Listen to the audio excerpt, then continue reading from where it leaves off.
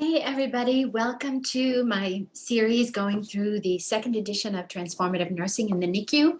I'm going to pick up where we left off on Friday, and we're still on chapter 4, the science chapter, but we're on the science chapter, what I'm referring to now as part 3. So part 3 is looking at the energy costs of traumatic stress. And I found this part absolutely fascinating because it's not every day that I think about mitochondria. And what first intrigued me and really, got me thinking I've got to put this in the book was a paper by Tan et al. And let me see if I can find his paper right here. Yeah, is it her or his? It's a his paper. John B.C. Tan is out of the Division of Biochemistry in Loma Linda University, along with Danilo Boskovic and Danilin Angeles. Danilin Angeles is a professor of physiology out there as well. This paper was in the journal called Antioxidants and was published in 2018. And so as I started diving into this book, into this paper, it really prompted me and directed me to get a better understanding, reacquaint myself with mitochondria and specifically looking at mitochondria and how it is impacted by stress. And I'm going to get into a little more detail with this topic shortly, but let me just kind of take you through the chapter and how it impacts, how this understanding of the energy requirements of stress superimposed on the energy requirements of just normal development, right? We have to remind ourselves that these individuals that we're serving in the NICU and young children in general, that there's a lot of energy required to grow, develop, to heal, and to run all of the, biological functions and systems that are necessary, not just to maintain life, but to heal and recover from life-threatening illness. The stress that we're talking about here, I kind of alluded to a lot of physiologic stress, but also psychological stress also taps your energy stores. And so understanding that is where I kind of open up this section in the chapter talking about, and this is from Picard et al., every biological action, interaction, response, and function requires energy derived from mitochondria at the cellular level. Without energy, there is no life. And once I really started understanding this a little bit better, it was kind of like, I really started looking at some of the experiences that I bore witness to in the NICU through a different lens. And the one that jumps right out at me is just the super frustration that we have as clinicians, trying to get these little people to grow, and advancing the caloric density and, trying to figure out like, well, we know the calories are going somewhere, but where are the calories going for these individuals who are not growing? And at the time, it really didn't dawn on me that this may very well be an expression of their toxic stress, the trauma experience that they are enduring. And so Tan in his paper, it's specifically looking at prematurity and the NICU experience as an energy drain on the system. And they have this really nice graphic that, yeah, sure, I'll give it a show to you. Let me see if I can make it bigger. And of course, I recommend that you get this paper. Let me do my share screen thing. Energy costs, yep. So, oops, can you see this, guys? So he's got this really nice graph, and over here he's got these different categories or, causes of energy deficiency: oxygen desaturation and hypoxic events, pain and stress taps the system, illness, neurodevelopment. And all of these things tapping the system lead to an energy deficiency. And they identify these 4 possible reasons and then kind of like take us through how these reasons work. One of the things that I thought was interesting in that graph, which I probably should have kept up a little bit longer, but you'll be fine, you'll get the paper, was some of the research that needs to be, investigated more deeply was how sucrose analgesia also kind of robbed the system of ATP. And you do remember ATP? I mean, back a bazillion years ago. But the causes, at first they look at the reduced energy stores due to oxygen desaturation events that occur frequently in the NICU, that despite infants experiencing these frequent episodes, it's the hypoxia that really is tapping the system. It leads to this reduced rate of oxidative phosphorylation by aerobic respiration, and reduces the availability of ATP and ATP synthesis. Because of this lack of oxygen, the mitochondria are unable to do their job. And so, as I mentioned, ATP production is reduced, and it could even be interrupted. That's the hypothesis of these particular scientists. Secondly, they look at the responses to stressful stimuli, just like procedural pain. They use the term tissue damaging procedures and how that impacts ATP metabolism. And when these experiences, such as tape removal, something that simple, performed along with the removal of a central venous line, they found a significant increase in uric acid and this MDA, I'm not going to try and say the word, it's got like 8 syllables, 30 minutes after a painful stimulus. And so they started digging in and discovered that the MDA is an oxidative stress marker formed by oxidative degradation of polyunsaturated lipids by these reactive oxygen species. So all of this, they get really deep into the physiology and the biology of these processes that help us realize that increased ATP utilization combined with oxidative stress actually leads to an energy deficit. And then, of course, the energy deficit that I alluded to originally, the illness, and that also taps the system, right? Taps the available energy. And it's kind of all in this mire of inflammation as well. These elevated pro-inflammatory cytokines play a role in increased metabolic demand, which again, taps the system, right? You keep tapping the system. And what ends up happening, and Picard in his paper talks a lot about this concept of mitochondrial allostatic load, which I really, this is the nerd in me, right? I mean, I want us all to do the right thing, but I think, understanding the implications of this, understanding the biology, I think helps us really get it, like, holy moly, this is really important. We need to really be attentive to this. So as I kind of lay it out in the chapter, talking about it, reintroducing the mitochondria. It's the only subcellular organelle that has its own genome that encodes proteins essential for electron flow through the respiratory chain.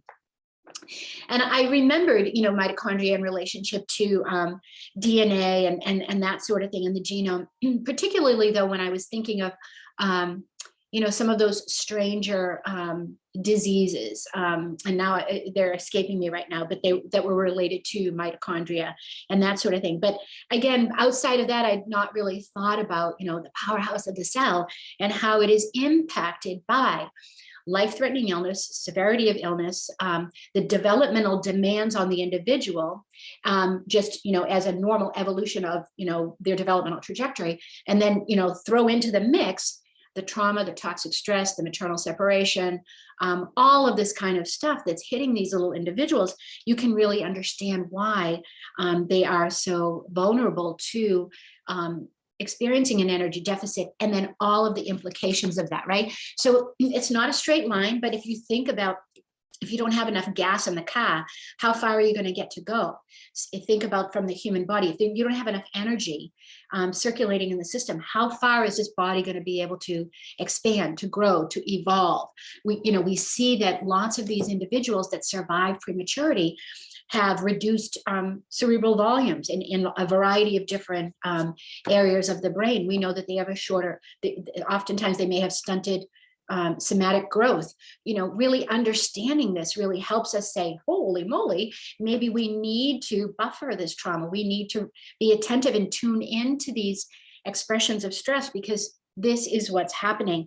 And there was one paper that I reference here in the chapter that I thought you guys would find super interesting, and it was written by Picard and this super brainiacal guy, Bruce McEwen, who is let's see, what do they have him down as? A laboratory for neuroendocrinology. That's where he works at. He's a PhD guy. He's a researcher, and he's the one that's looked at this idea of stress and critical illness and how it really throws a big monkey wrench into healing, recovering both physiologically and psychologically in adult ICU patients.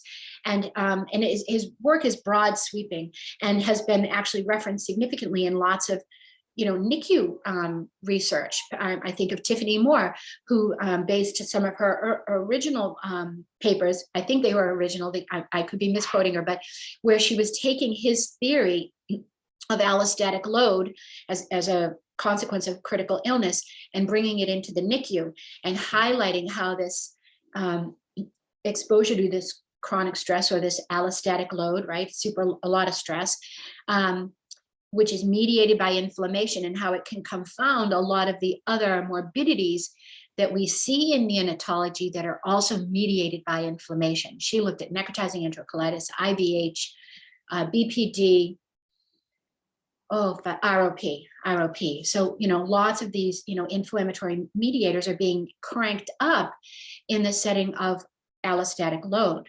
And so it's exacerbating that, I believe, pathogenesis of these inflammation-mediated morbidities. So understanding this and looking at the psychological stress component was a really interesting pursuit for this particular paper. And he actually highlights kind of like this mitochondria and stress adaptation life cycle, looking at the energy available and how it helps us or doesn't help us adapt to stress, and how that repeated chronic stress actually becomes an allostatic load, across the organ systems, and then eventually gets right down and dirty into the cellular area and really impedes and impacts the performance of the mitochondria. And it can actually negatively impact how the mitochondria is able to perform and sustain the energy requirements of the organism. And coming back to this other paper, when it was really talking about mitochondria, which I also reference in the chapter, it talks about, and this is really fascinating, like, so you've got prematurity and then you add in that postnatal stress, how that stress, these guys particularly, it's the authors here were TEN, T-E-N, and it was in 2017, Mitochondrial Dysfunction in Alveolar and White Matter Development Failure in Premature Infants. And this was in Pediatric Research Journal. And it was a hypothetical mitochondria-driven mechanism for postnatal developmental failure of lungs and cerebral white matter. So, in the lungs, and remember what I mentioned earlier about that hypoxia and how that really throws a monkey wrench into ATP synthesis, right, which arises out of the mitochondria. And then, of course, the brain, which is a rapidly developing organ that's tapping the system, needs lots of energy to do its job. So when you have chronic or intermittent hypoxemia and you have that neuroinflammation, it's also impacting the mitochondrial. You have what these authors refer to as non-lethal mitochondrial dysfunction. And then they start talking about the bioenergetics failure then to support the ongoing development. They also reference some inhibition of maturation regulating pathways. Like, is that why there's smaller brains, reduced brain volume, smaller somatic development, and that sort of thing? And then organ development arrest. And kind of they arrow out, like, so what are the consequences of this potential pathway? Is what they're calling now the new BPD, and also non-cystic white matter injury. So again, kind of like, looking deeper, getting your head around what is the root cause of this. We're seeing all of these elements that are contributing to this damage, but what's at the bottom? What is, what really needs the help, instead of just managing some of these symptoms, which, obviously, you've got to do that. But that's not the end of the game. You've got to keep digging deeper to figure out what's the beginning of this. And I think it's fascinating, to really look at this idea and this field of bioenergetics, particularly when we're talking about caring for people who are in a state of high energy demand, high energy need. We know these individuals, their brains are rapidly growing, their organ systems are rapidly growing. So there's a high energy need, and we continue to struggle with meeting that energy need. and in meaningful ways, right? So nutrition is one piece of it, right? But the other piece of it is understanding, well, where are the leaks? Where are the energy leaks? And sometimes, I'm sure you can get this, it can be so wicked frustrating because you're looking at these tiny little people and they look like they might be sleeping. So you're thinking there's no, there's no calorie burn going on here. They're not doing any movement. But internally, what is happening to them? Are they having that high stress response, that high chronic stress state? Are they in a fear of terror? Are they in a state of terror or fear? Have they dissociated from the situation, right? Are they having a psychological response to this overwhelming stress and pain that they may be enduring in that moment? And so internally, there's a lot of energy substrate utilization, but on the outside, it's just so wicked hard to assess that. And maybe we look at their vital signs, and well, he always runs high. Well, that should be a red flag. But in the absence of really understanding the depth of the biology and the physiology, we've just had to kind of say, that's just what they do. But I think this bioenergetics research that's happening is a really cool way for us to really start to, re-examine what will we accept? What can we do? That's a high heart rate for somebody. We've got some sense of some normals here. Let's do some more research about connecting maybe that persistent tachycardia that we've just kind of like, well, that's his baseline. Yeah, but if that's his baseline, then there's a lot of energy being used. And why is it being used? Why is that his baseline? What is happening behind the scenes? And so that's really what this section of the chapter was really all about. And so after I kind of share with you all of this research, that I find like ridiculously fascinating, and I hope you do as well. I start to come around the corner then and say, let me just make sure addressing this energy crisis in the NICU invites clinicians not only to explore new ways of enhancing and enriching nutrition, but also to explore strategies aimed at reducing the energy demands on the infant. And so thinking about some energy reducing strategies, right? This is the piece where I'm going to encourage you to kind of like take on some of these strategies and see, how do you currently operationalize some of these energy reducing strategies? And what's the yield? What are you seeing as an outcome of this? Because the first one is skin to skin care. And if we look in the research and we see these amazing benefits from, skin to skin care, and more is better kind of a thing. And you start thinking and looking at it through this energy lens, you can say, there's something going on here. Also, another energy reducing strategy is responsive caregiving.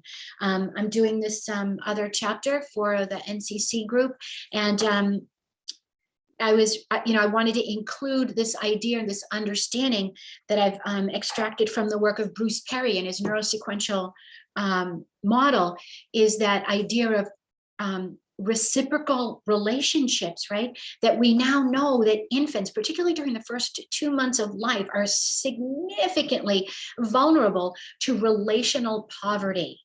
Right? They're biologically, neurologically wired for connection, for that relationship. When that doesn't happen, it becomes a profound stressor for that individual. And so that responsive caregiving helps build that those social interactive skills that are so important. What these individuals are learning about is how to be human. And in the absence of relationships, reciprocal relationships, right? Not just one way, I'm doing this to you and we're calling it a day, but it's reciprocal. I'm watching how you're responding to these experiences. And that's guiding how then I continue or discontinue the encounter. So that idea of responsive or reciprocal caregiving, reducing and eliminating the experience of maternal separation. I'm sure you're familiar with all the research. We've got to move to zero separation. And even in these COVID times, and there's so much research now that's being put forth talking about the deleterious effects, and we're just at the tip of the iceberg. This is going to be like the 1980s all over again. These survivors of the NICU having that paucity of parental presence and proximity physically and emotionally. We're going to repeat that because we've been restraining and withholding parental presence out of our fear of COVID. protecting sleep, right? We know, and not so much in the early ages, but the growth hormone is released during sleep. But in babies, in neonates particularly, their biology around growth and development is a little bit different, but protecting that sleep, authentic sleep, does help them grow because it reduces their bioenergetic utilization or redirects bioenergetics to those actions which are, developing the brain, organizing neurosensory systems and all that kind of stuff. Ensuring optimal postural support. Again, that's a comfort measure. When I'm uncomfortable, I'm stressed and I'm using more energy because I'm stressed and I'm tense and I'm fidgety, I'm doing these things because I'm uncomfortable. So, supporting posture and comfort and sleep, facilitating breastfeeding as a numero uno mealtime experience, and using those infant guided or infant feeding readiness cues to cultivate, a nice rhythm with sleep and eating, creating mealtime experiences that are nurturing and fun and relaxing. And then the final one I have here is maintaining an environment that is nurturing and conducive to healing, rest, and recovery for the hospitalized infants. Auditory stimulation, excessive exposure to light, to noxious smells, to nasty taste, all of that elicit a stress response that taps the system and uses up more energy substrate. Let me just come back to the thing about the sucrose. With regard to non-farm management of procedural pain, caution is warranted with the use of oral sucrose. Now, and we've continued to be challenged with this for quite some time, right? That sucrose is to be used for procedural pain, period. Not to keep the baby quiet, not to, not for the NAS baby, not, all of this kind of stuff. There were 2 randomized controlled studies examining the effects of sucrose on pain and biochemical markers of ATP degradation. The researchers discovered a significant increase in ATP utilization and oxidative stress in preterm infants treated with sucrose. These were 2 studies done in 2013 and 2015.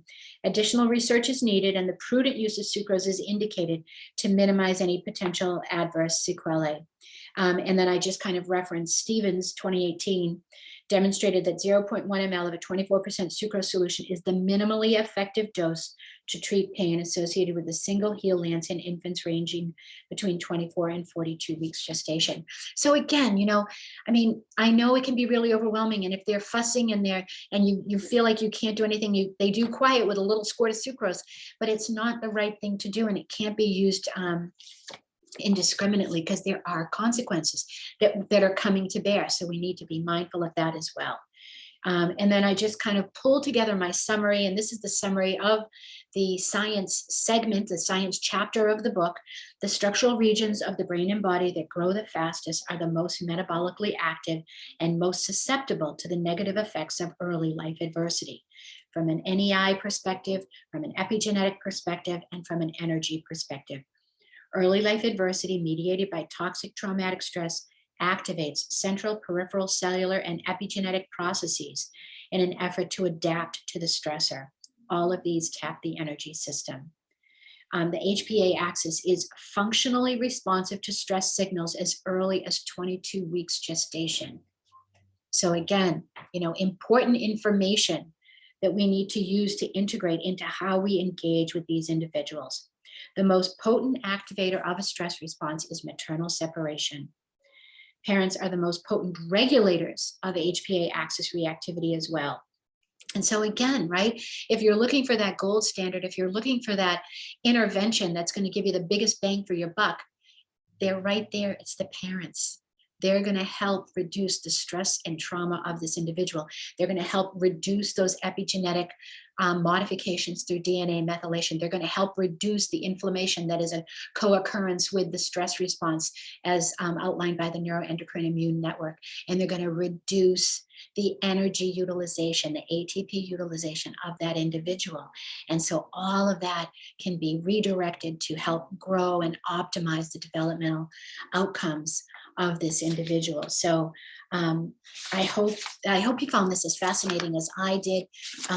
I'll include those other references, well, they're kind of in the chapter, but I'll put them down anyways. If you don't want to check out the chapter, check out the articles, because I think it's really fascinating. And as more and more research is brought forth, we absolutely are required to look at that information, examine it, and integrate it into how we are providing care and engaging and interacting with these incredible, fragile, vulnerable, but absolutely amazing human beings that we're blessed to serve every day in the newborn intensive care unit, PICU, CICU, and beyond. So thank you so very much for your attention.